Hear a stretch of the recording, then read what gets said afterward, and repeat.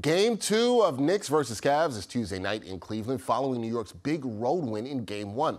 But there still are some questions about this 7-game series and the Knicks as we ready for Game 2.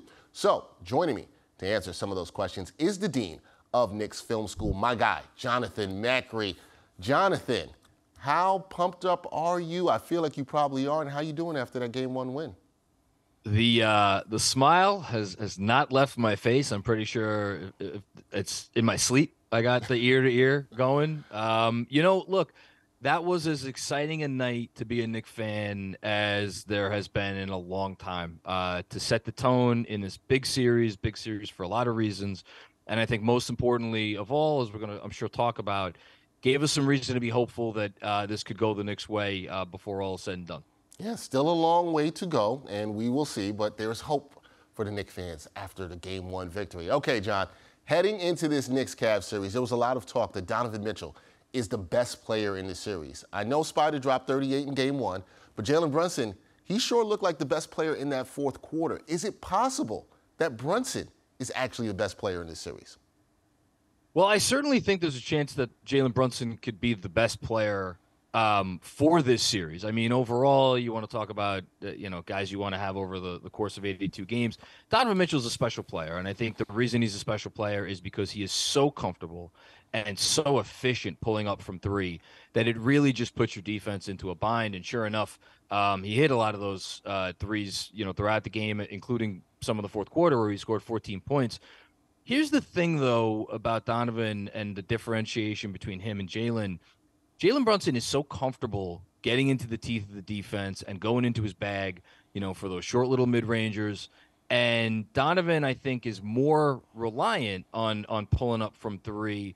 And I feel like that's maybe the type of thing that, towards the end of a long game where you're exerting max effort, that's something that maybe is a little bit less reliable. Mitchell, missed his last three shots. He did have two free throws in the last 2 minutes, so, acknowledge that.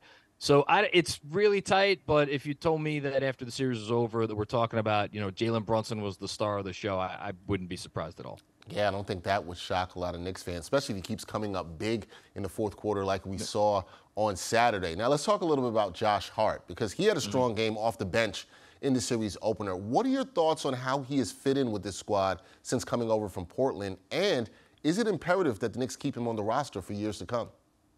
I'll echo a sentiment that has been said many times since he's been acquired. It's a hand-in-glove fit. I don't think could have a more perfect player for how the Knicks desire to play, which is to obviously be a physical team and someone who is selfless. And Tom Thibodeau talks about this a lot. It's about what do you do for the team? Well, Josh Hart came in and completely putting aside the points that he scored, and he scored 17 points, completely changed the tone of the game when he came in, doing all little things the Knicks needed to do, ended up with 17 and 10, a key steal, obviously played excellent defense on Donovan Mitchell, or at least making Donovan Mitchell work as hard as, you got to make that guy work. And that in and of itself is a victory. Look, Mitchell's going to score on you. Darius Garland's going to score on you. These guys are all-star level players. But for Hart to come in and do what he did was huge. And I think it goes without saying that the Knicks have to do what they have to do to keep him this summer. You guys tweeted it out the night of the game. There are 82-game players and there are 16-game players. Josh Hart's a 16-game player. You got to keep those guys around. Got to keep him around. I think a lot of Knicks fans have loved how he's played thus far in the blue and orange. And, John, last thing here. The Knicks, they look like the more aggressive team in Game 1, but I think it would be reasonable to expect the Cavaliers to come out strong in Game 2. So in your eyes, what are the keys to the Knicks matching/countering the intensity of the Cavs in the second game of this series? Yeah, so, it's funny you ask that because I think, intensity and tenacity is a different thing than physicality and being able to exert your will on an opponent.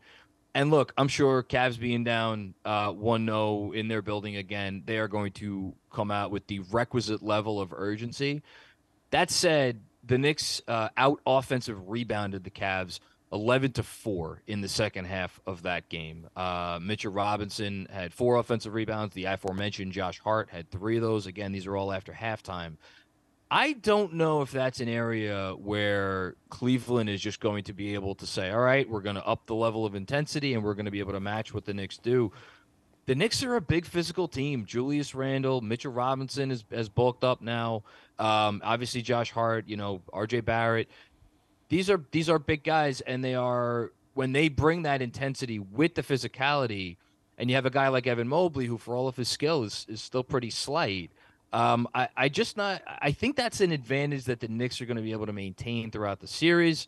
But as they say, we shall see what happens when they tip the ball up. We shall see, and it's the reason they play the games. Game 2, Knicks fans are hyped. I know Jonathan is very excited to see what happens in Game 2. Still so much to talk about till we get there on Tuesday night in Cleveland. That is Jonathan Macri, the dean of Knicks Film School. Jonathan, great talking to you as always. Enjoy Game 2. Hopefully it ends with a Knicks victory. Yeah, you as well. Buckle up. I feel like we're just getting started. Just getting started. Thanks, man.